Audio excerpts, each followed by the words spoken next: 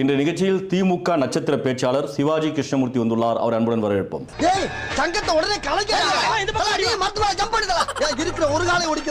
என்ன ஒரு அண்ணாமலை வந்துட்டாரு. அவனை விடுங்க, அவன் கிடையாது சில்லற பையன். பள்ளிக்கூடம் போயிருந்தாரு லண்டன். ஆமா. ஏன் இங்க படுக்கிறதுக்கு இடம் இல்லையா? பயமே இல்லையா யாருக்கு? உங்களுக்கெல்லாம். என்ன பொறுத்தவரையும் காலி பெருங்காய டப்பா குசும்பு எப்பயுமே குசும்பு. முன்னாள் ஐபிஎஸ்ங்க. இவன் ஐபிஎஸ்ஸா? நான் நம்ப மாட்டேன். இவர் ஐபிஎஸ் நம்பியா? ஆடியன்ஸே நம்ப மாட்டேன்னு சிரிச்சு நிக்கிறாங்க. நான் போலீஸா நினைக்கல, அவ்வளவுதான். அப்ப என்ன நினைக்கிறீங்க? ஐயோ வேணாம், சும்மா சொல்லு. அசிங்கமா இருக்கும்.